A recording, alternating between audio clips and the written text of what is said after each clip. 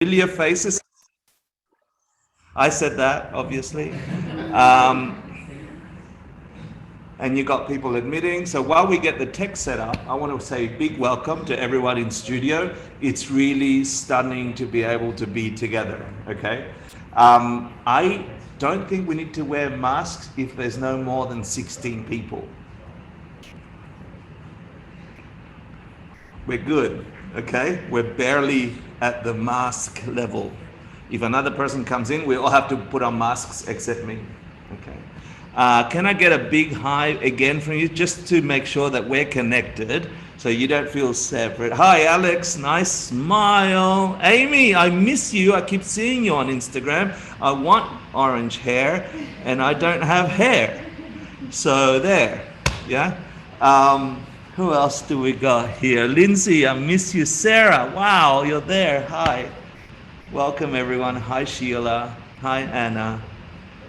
It's really lovely to be with you all. Thanks so much for making the Tuesday evening beginning of a Dharma chat. And everyone in studio, welcome. If I don't know you, by the end of today, we still won't know each other. So it's okay. For those of you that I haven't met, my name is Hector Marcel. Geronimo Ochoa Peralta de Figurilli de Malacaria II, but you can just call me Hector, or Hector Marcel's good. I have to do that joke for the people that have been around for a long time. Oh my goodness, I see some very familiar faces. I'm so happy to be here. Walking to class today, actually I flew into New York this morning from North Carolina, and I was trying to think the last time that I sat in this room and was able just to teach Buddhist Dharma. The ideas of Buddhism, not to be a Buddhist, and you'll know that about me once we spend more than 10 minutes together. I'm not interested in making anyone a religious anything. Yeah, I was able to connect with ideas from Buddhist thought through some miraculous crazy story, which hopefully will unravel over some time. And it changed the way I was able to look at myself and the world. And unfortunately, it was called Buddhism. I just hated all the isms. I was trying to go, no isms, please. But it was undeniable that putting into practice these things that I learned from the Buddhists was working for me. And so I spent the last 25 years, the beginning of those 25 years, trying to break it so I could prove them wrong. And the more I tried, the more I got stuck in unraveling the human condition within me, and saw some miracles and saw some garbage that I was responsible for cleaning up. So as a result of that, I studied and meditated and practiced. Right here at Three Jewels. I met Three Jewels on opening night. I was in my 20s, my late 20s. And it was an unexpected miracle. That took 15 years to ripen and more, and another 10 to shine, to sharpen. But I was thinking, coming here, I haven't sat in this seat to be able to teach Buddhist thought without pretending that it's meditation and very secular. And so I'm going to use Buddhist words and I'm going to explain what they mean, but my job is also to make them practical. For the last 20 years, 25 years, I've been trying to break Buddhism in order to understand how it works and what works. And so these sessions on Tuesday nights will have a series of things happening. We'll get to blah blah about Buddhist concepts and make a bridge to today, your mind, the life we live in together, your personal life, your inner life. And if you want to go deeper, your inner life. And if you want to go deeper, there's room for that too, right? So I hope that every Tuesday we get to talk about that and connect it to the way we engage with life and living in 2021, which is a good year because it's crazy. And then we'll get to meditate some. So we'll do a short meditation from the whole canon of Buddhist thought. And then I want it to be more interactive. And every Tuesday it'll grow. You get to decide what we talk about and how we talk about next week. And so by the end of every class, I'm going to invite you all to actually ask real questions about real practice, whether it's meditation or any weirdness you've heard about Buddhism or any other practices. And if I have any knowledge, I'll share. If not, I'll plead the fifth. Is that what happens here in America? I'll plead the fifth. Yeah. But the first thing I want to say, so I was thinking, it's been like 2 years that I sat here and actually was able to talk about these things openly. I feel like I'm coming out of the closet again. You know, everyone's laughing because they're like, please stay in the closet. It does feel a little bit like that, because when I teach meditation in corporations, or when I go to schools, or when I deal with the general public, I tend to try and stay with the secular language and not really be able to go deep into some of these concepts. And I hope that this session gives each of us the capacity to really investigate why the hell we're practicing whatever the hell we're practicing. Because whether you like it or not, you're practicing something. If you're practicing anxiety, you're practicing anxiety daily, which is going to give you more anxiety, sorry. If you're practicing compassion, you're going to get more compassion in your world. If you're practicing self-hate, guess what's going to come up? Oh, I'm a piece of shit. Oops, I'm not allowed to swear. I'm going to swear in this class, I promise. Yeah, screw that. I'm going to do that. So can I get a thumbs up if this sounds like the place, if you're in the right place, or if you expected some righteous Buddhist monk to go, excuse me, om namo, no, you know, whatever the blah blah we do. I know that can offend some people. Thanks, Alan. I see you there, and it's so cool to see you. Yeah. I really, from the depths of my being, I would like for you to taste the preciousness that I was able to taste when trying to fight against these practices. That you get to see, wow, there's magic, and it's not out there, and it's not in accumulating more Buddhist thought, and it's not in accumulating yet another practice or something. Don't try and collect stuff. These Tuesday sessions, I want to invite you for 1 hour to try and embody and practice stuff, or understand at least why the hell or how it would work, and get real about it, and drop the rest, please. Yeah, we're in 2021, obsessed with TikTok. I'm obsessed with TikTok. I can't stop looking at the next stupid thing, and I'm like, wow, that's really clever. An hour goes past, and I'm like, I could have meditated. I'm practicing stupid TikTok. Mind you, there's some really good, funny stuff in there, right? Like, it's a powerful expression of human ingenuity. Like, the silliness in there is so creative, so powerful. And also the suffering and the stupid ideas and the dumbness and the self-hate and the opinionate, all the stuff we have is in TikTok condensed. So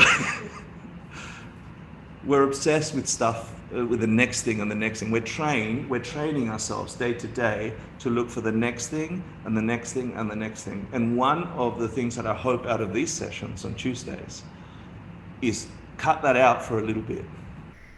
What if you already learned something in all your years of studying and looking and trying? What if you learned something already? That if you just did it, it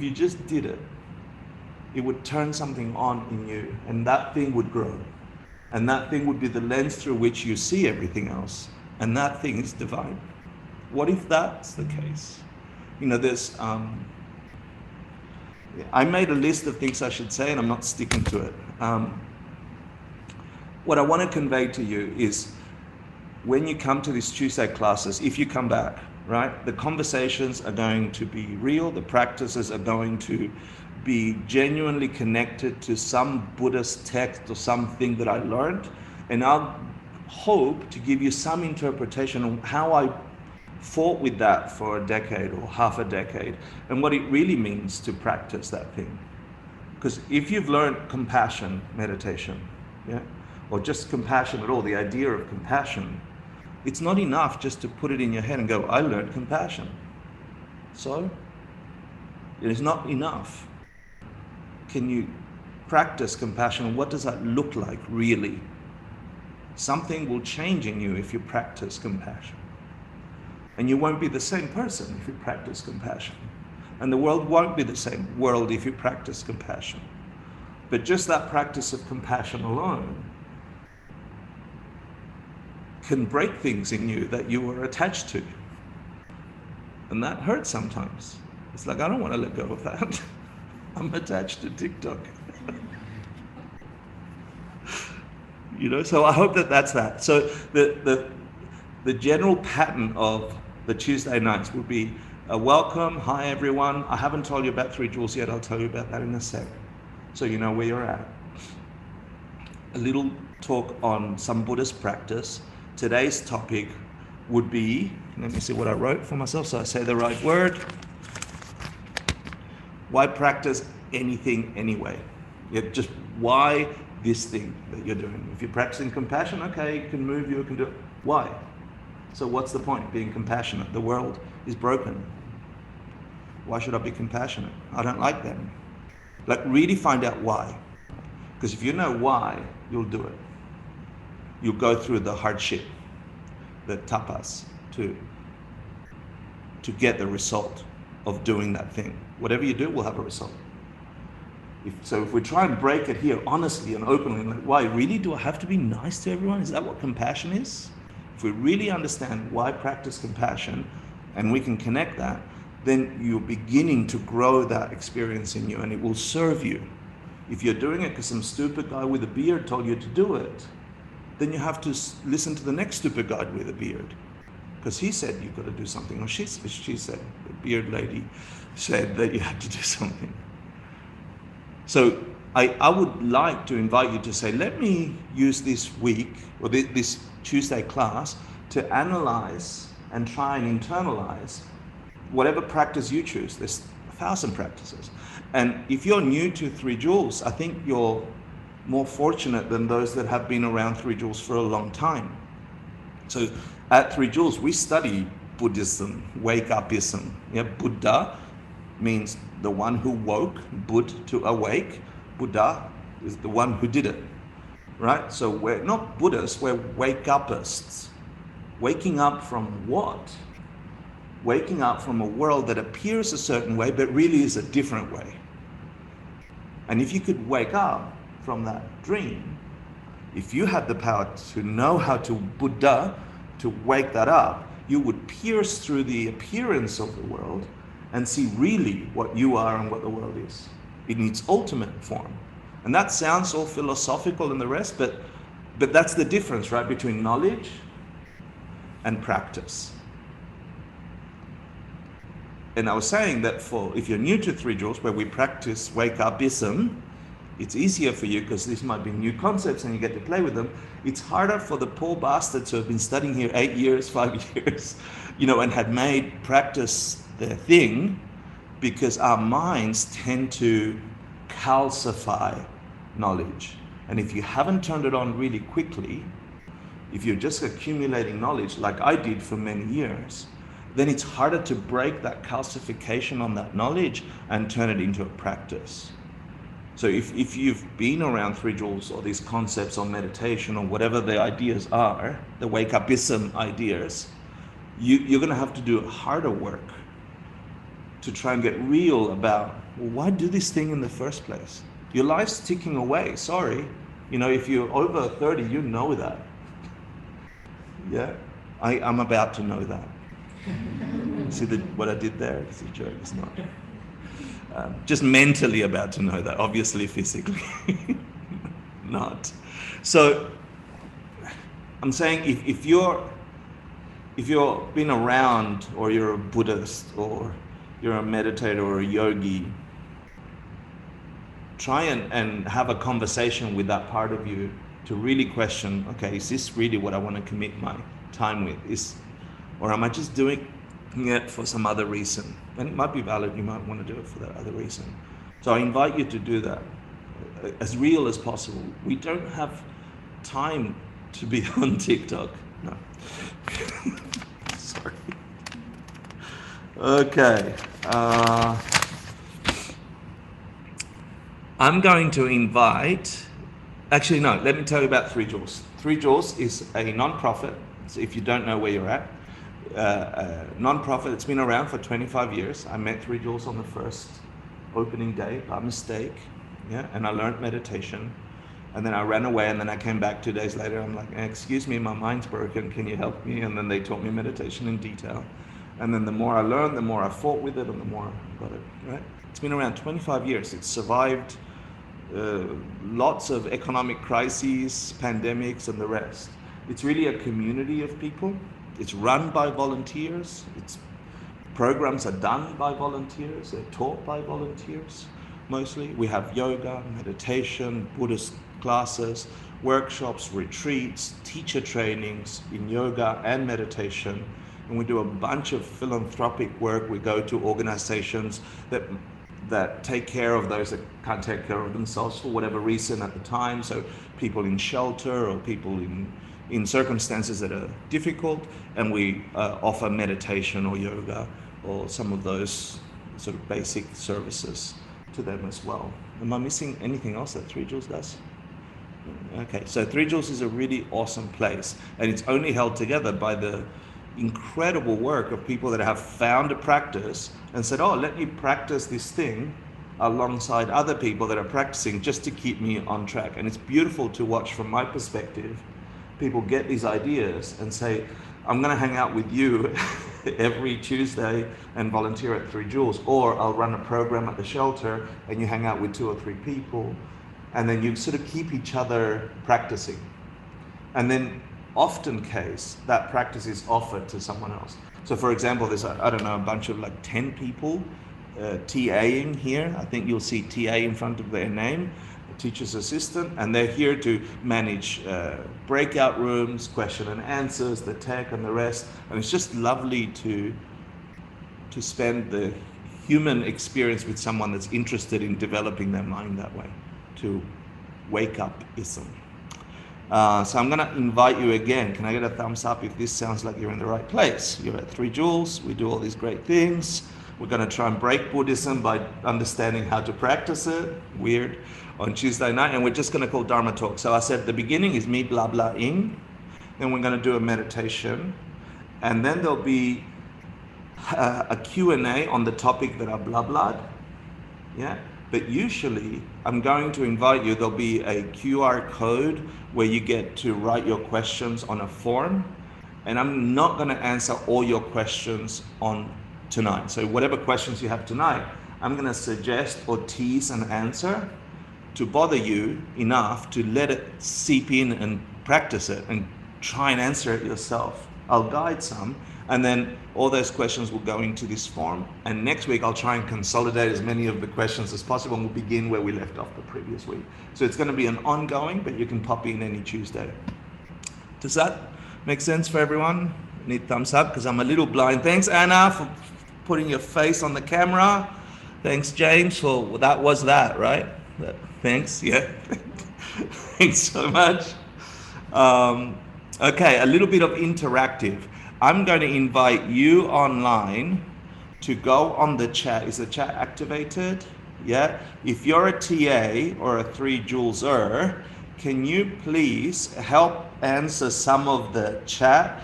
I'm going to invite you to write down, while I'm going to mute myself and ask the same question in the room. What's the real reason you came here tonight? Why are you spending an hour with an old guy with a beard, right, talking about wake-upism, or whatever the hell you think we're talking about? Why really? And then whatever answer comes up, I'm going to invite you to not type it up and go, no, but why do I want that? And if you do that 3 times, 3 whys, but why really? Oh, so I can be a Buddhist. Okay, but why do you want to be a Buddhist? Oh, because of this. Or I want to learn to meditate. Why do you want to meditate? What do you think meditation is going to do for you? And then ask, okay, I'm going to be at peace. Okay, why do you want to be at peace? Or how do you think it's going to happen? And so ask yourself three whys and then type the answer. And if people in the Three Jules community or TAs can sort of grab one or two interesting questions or quotes, and we'll collect them, and I'll try and incorporate those reasons into the next class. I'm going to give you 5 minutes to do that. I'm going to break you out into breakout groups to do that. And then we'll do another breakout room here in the room. There'll be like 14 people. And if you're a Three Juleser, be in one of these breakout groups and get people to talk about their recent. Let's do 7 minutes like that. Yeah, 7 minutes. Does that sound good? And do it fast. Enjoy. Here we go. Open all rooms. And I'm going to mute.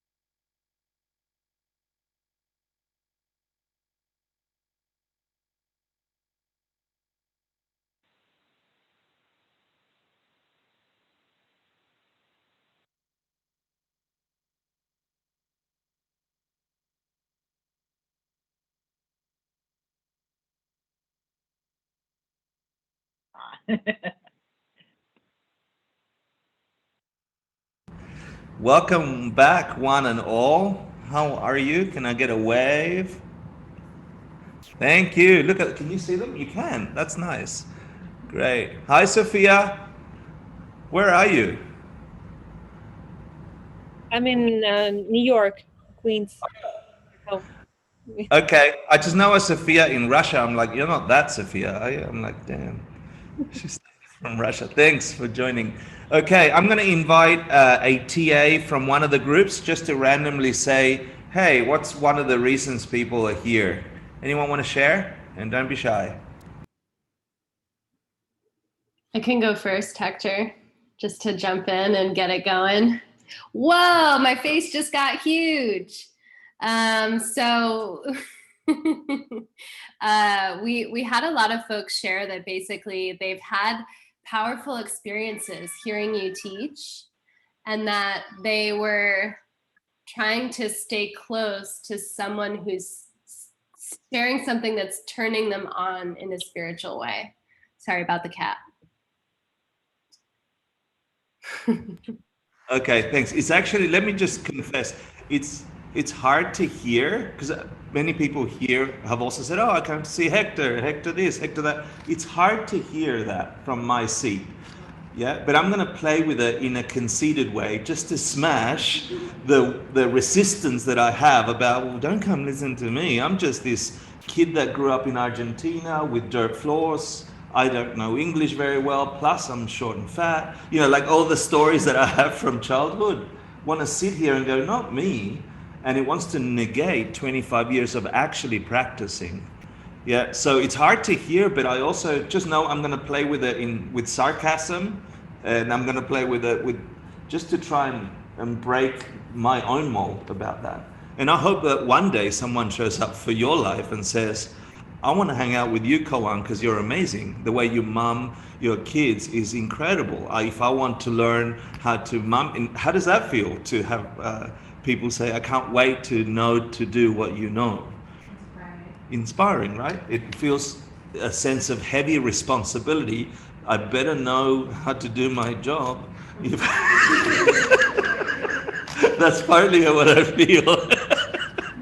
So every time I hear that and I get sort of shy inside, it really also turns on in me this wish to go deeper for myself so I've got more to share. And it's such a beautiful upward spiral. I really hope you get a chance to experience that. And I know many of you are teachers in your own right and sharing in many different ways. It's the most incredible thing because the habit wants to shut it down, but what you want to do is dive in, take on the responsibility and say, oh, I better get my act together by next Tuesday so I can be better. So thanks. Someone else, another TA want to share? Who we got there? Jump in. Sure, Hector. Who's that?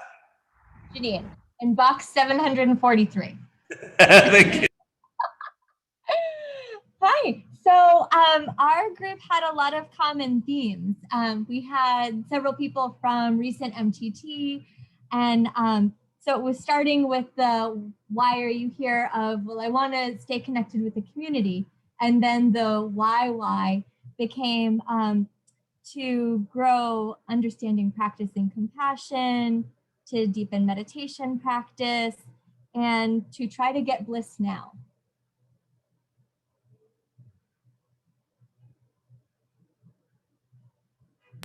You said try and get bliss now, right? Yeah. Okay, that's a cool concept. Thank you. We'll do one more. One more wants to share, please. I can share. Kelly, hi. Hi. We had a great group. We had a few people who are joining a 3 Jewels class for the first time, but have enjoyed your teachings on journey. And so I think some of the themes in the group were looking to learn more and deepen practice, looking for ease and centeredness in order to better show up and help others. That was the theme in our group. Awesome. Thanks, Kelly. And thanks everyone who was vulnerable enough to share the real reason why you're here. If you stick around and you show up in a certain way, you will find your answers to all the questions that you brought. And here in the room, I think the one that stuck to my mind was death and addiction, right? Dharma, death and addiction, which was pretty awesome.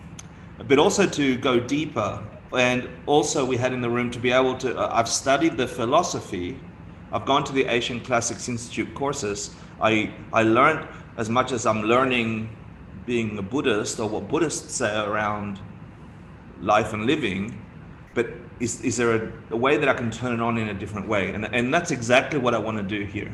And I said before, it's harder for practitioners. If you think you've got a practice, if you think you know how to meditate, if you think you know how karma works, yeah, how cause and effects work, this is more difficult for you.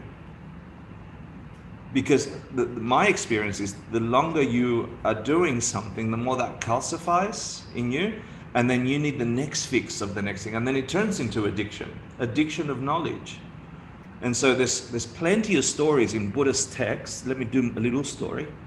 There's plenty of stories in Buddhist texts. One Mahasiddhi, like a super master, Naropa, right? He was the abbot of, was he the abbot? He was the debate keeper for the most amazing university, Nalanda in India, right? That held all Buddhist thought in the universe was there. Master Naropa.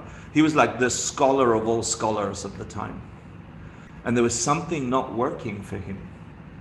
And the stories, like Naropa's stories, where even the most learned, as much information as you can gather, as many books as you can read, as many things you can quote, as many practices of this and that and the other that you can know about, isn't going to get you anywhere unless you actually practice it. So it's often the case that high practitioners like Master Naropa would go and seek advice what would seem like a homeless person, like the guy up the front today when we walked in, to get answers for living life in a particular way or turning on their practices.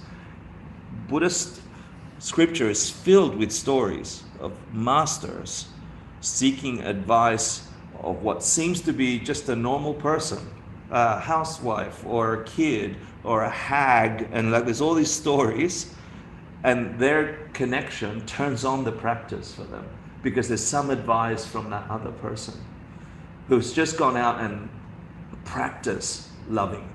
And now they look all disheveled and whatever, but they know loving. And you know the philosophy of loving. But to know loving, like which one would you want? 6 tomes on loving? Or an hour of love? Or 10 seconds of love that you can't take out of you anymore because you've experienced it? I want that one. Sorry, now you're the loving person. What's your name? Grace is loving. Everyone in the room, thanks for letting me play. So there's plenty of stories like that, you know, and Master Naropa gave up his seat at the university because he realized something's not working and I need to go deeper. And so he went looking for his teacher, who eventually became his teacher, Master Tilopa. And before meeting Master Tilopa, he had to go through like 12 minor tribulations that each taught him 12 new ways to internalize a practice and overcome a big event and go, oh, now I can handle that I couldn't handle before. And 12 major tribulations over 12 years. I don't know why there's through 12s, but anyway. So for practitioners or anyone that thinks they know what they're doing, me included, we have to return our minds to, why the hell am I doing this?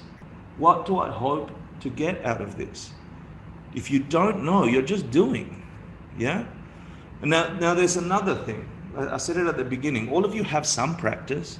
You have some habit of practicing something, right? And you're trying to be a meditator, or you're trying to be a Buddhist, or you're trying to be compassion, or you're trying to practice karma. You know, the study of karma is complex, right? I was having a nice chat with Daniel about it, all the different ways that karma can be described and what it does, and well, it's the practice of karma is simple, right? Control the body. Don't punch people with your body. Like, stop hurting other people physically, including yourself. It's simple. That's karma. Stop it. I saw that. No. Like, control the body. Can you do that? Obviously, I can't, right? My chocolate taste buds have more control than my mind, right? But I got the other things done.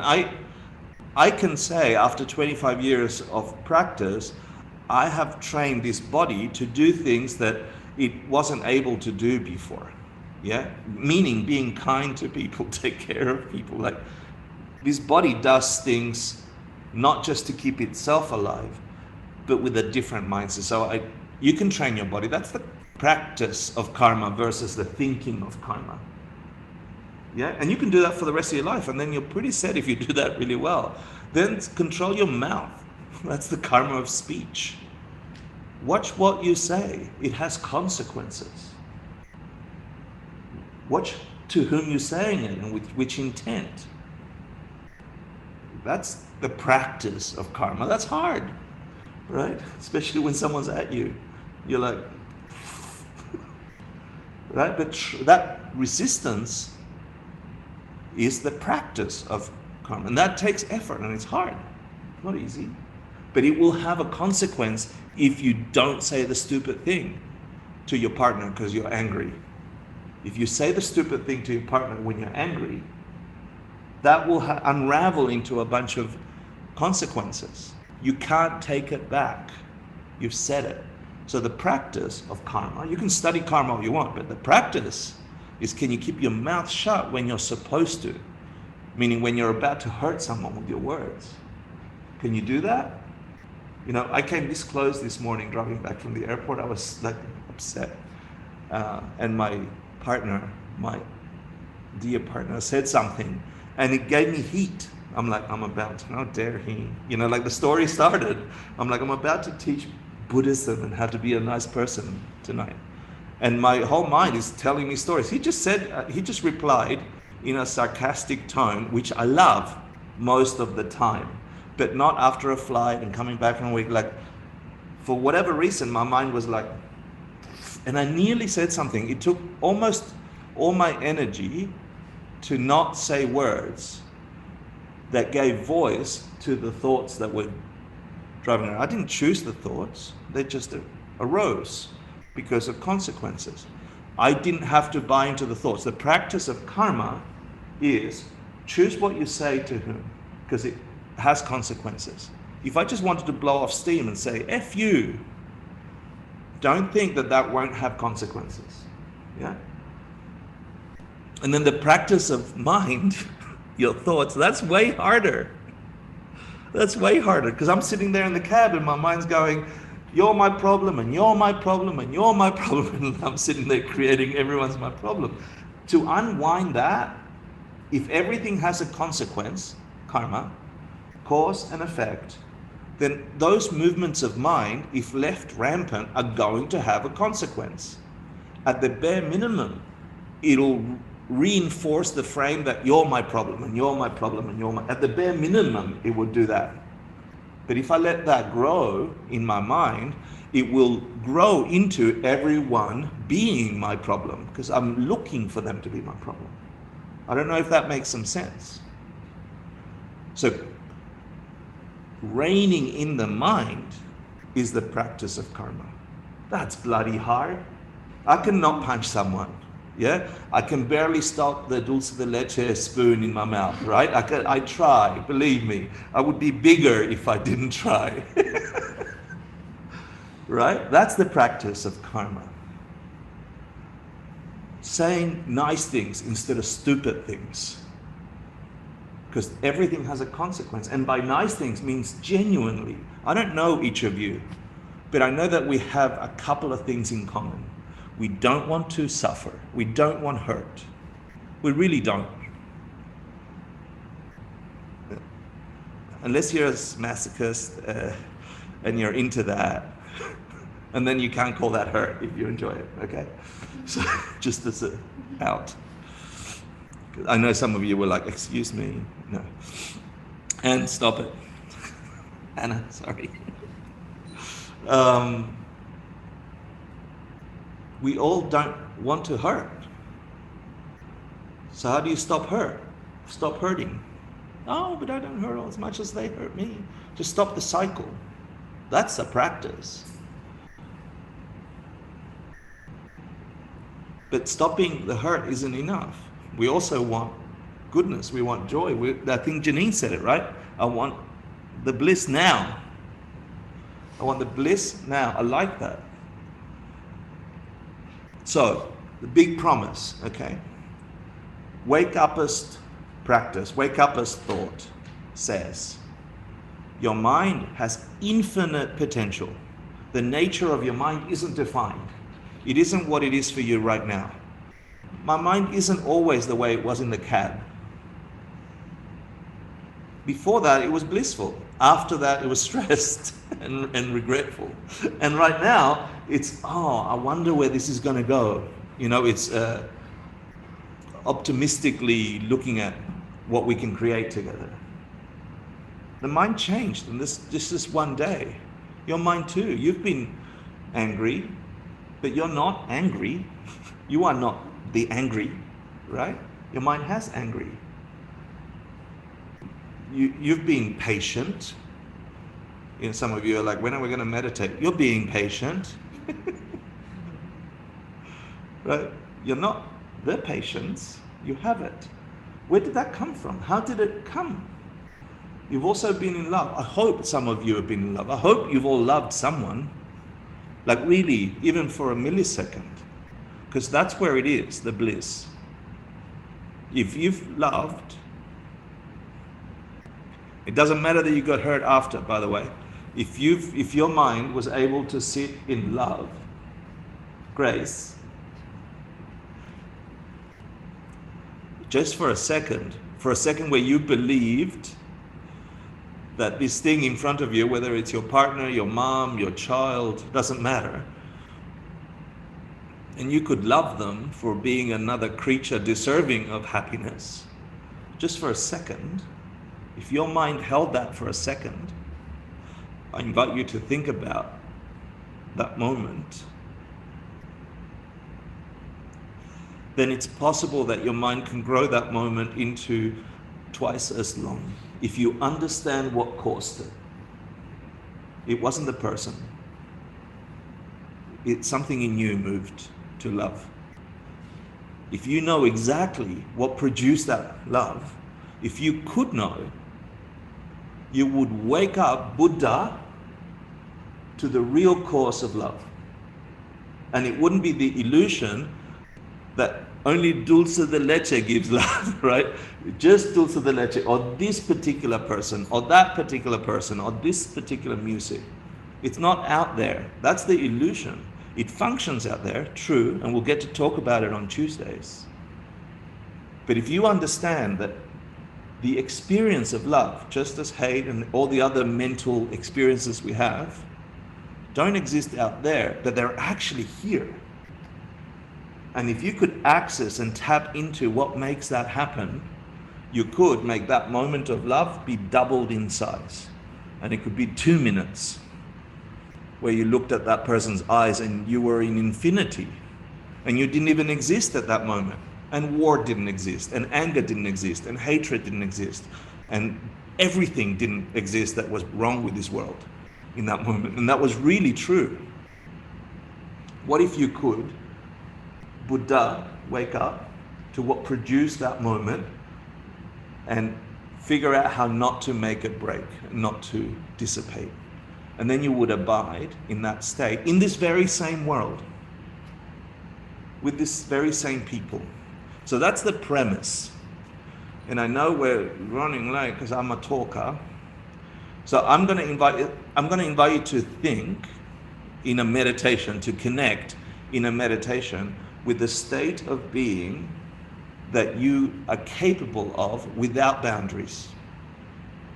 So can you, for 5 minutes, drop whatever limitations you think you have and bring your mind back to the most expansive, awesome, loving, compassionate, all understanding, whatever time in your life that you have had where you've had that kind of aha, epiphany, stillness, centeredness, whatever the hell you call that.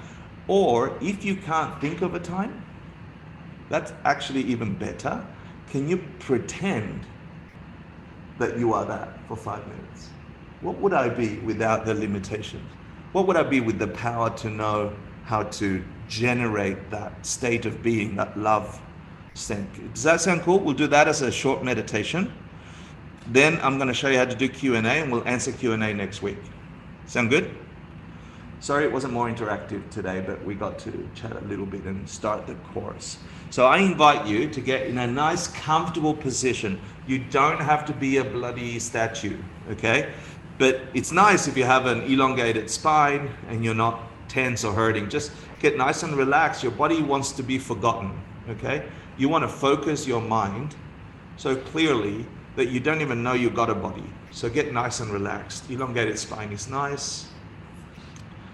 If you haven't already, you can begin to withdraw the senses from the room that you're in. An easy way to do that is just lower your gaze and notice how the outside sort of fades a little. You might still have sound around you, and that's okay.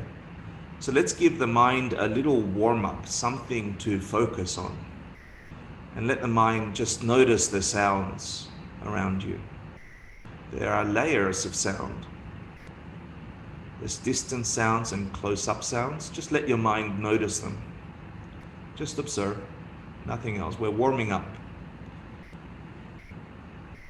We're training the mind to begin to focus on one thing eventually. For now, it's just sounds. Can you count how many layers of sounds you've got?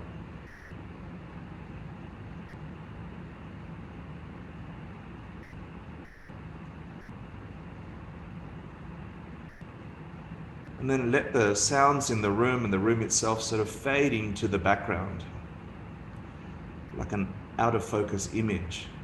And into focus comes the way that your body is breathing naturally by itself, no need to control it. And just notice the entire body moves with an inhale and an exhale.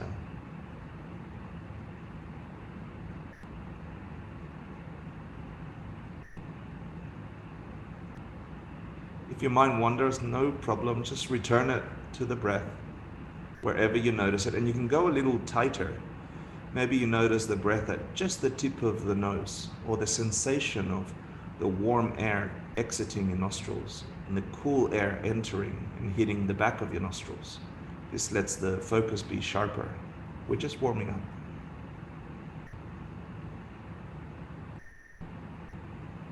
Just notice it.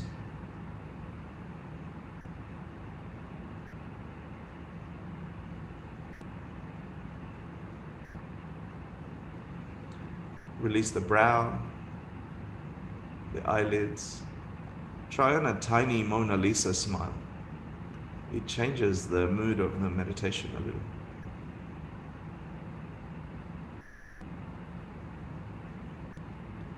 And then when you're ready, I'm going to invite you to imagine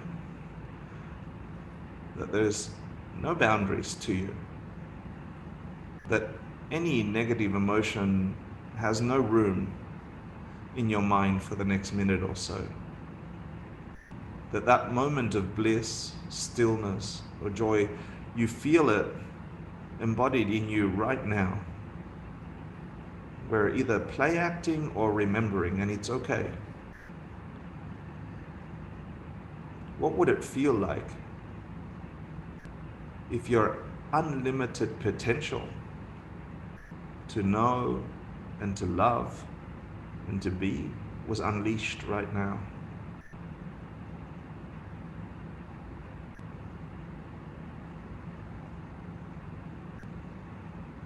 If you yourself felt you had Buddha'd or woked up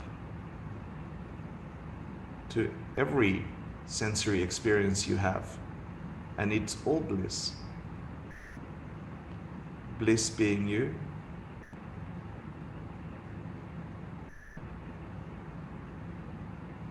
The sounds in the background being bliss. The beings around you, connected to you tonight in this class or in the room with you, are nothing but bliss themselves. Like there's total love for them.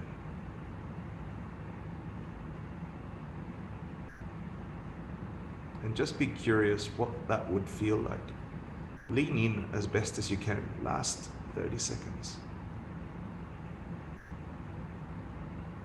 What if the result was right here, right now?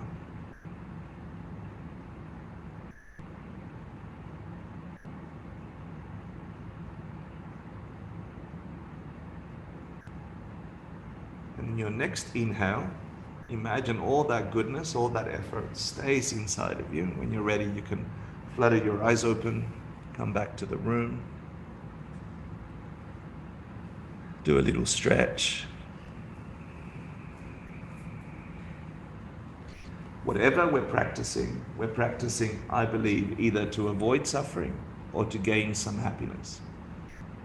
This meditation of just trying to be the result of all that practice will begin the wheels turning for that to actually happen, because you're habituating the mind to be something.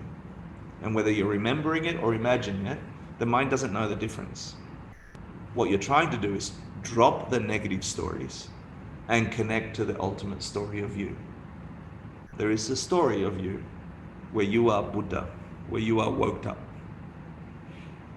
And I believe that you can actually reach it.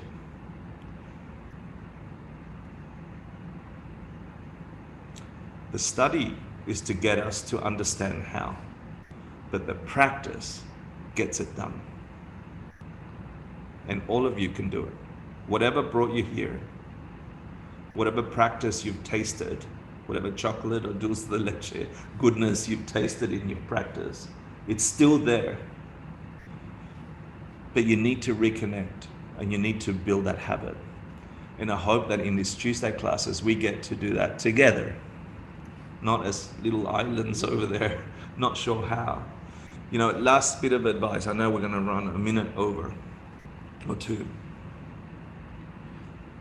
The way I've spoken to Tibetan practitioners, Tibetan Buddhist practitioners, they think we Westerners are funny people. Yeah, because we're sort of duality. We're like, please tell me what to do. You special Buddhist because you wear a monk robe or whatever, you are all wise. Please tell me what to do. They think we're sort of funny like that.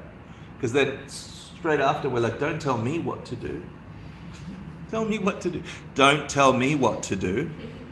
And then they think we're like butterflies, like collecting, or bees collecting pollen, and this practice and that practice and this practice. And we think if we have all the stuff, we're going to be okay. And they think, no, you can't have all this stuff. Like Naropa, you need to practice. Practice one thing. Practice what you want to become. That's this meditation. You want to feel love? Practice love. And then do it through the 3 doors of expression: body, speech, and mind.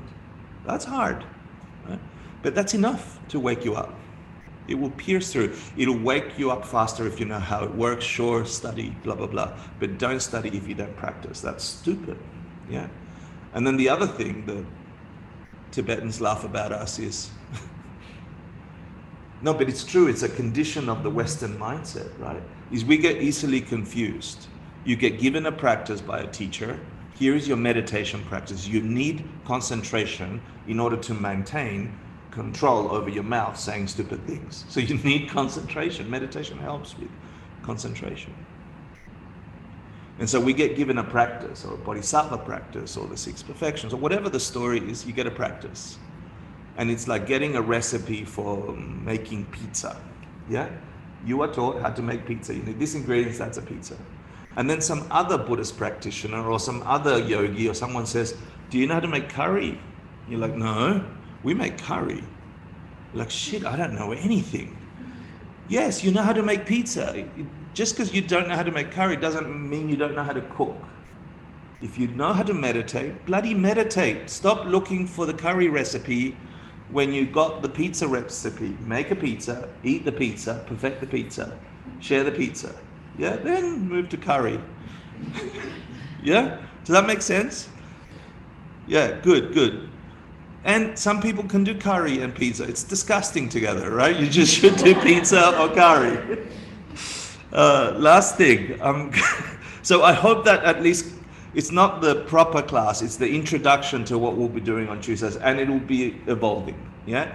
Based on your questions, I'm going to share screen now. I'm going to ask you to, this is going to be weird. We're also going to share it in your, we're going to share it in an email that sends out to you, I'm guessing. I'm going to give you a link to a, did you shut all my computer? Give me a second. I'll be there in a second. There it is. Stop sharing screen. I'm going to give you a link to a form. There you are. I'm going to give you a link to a form.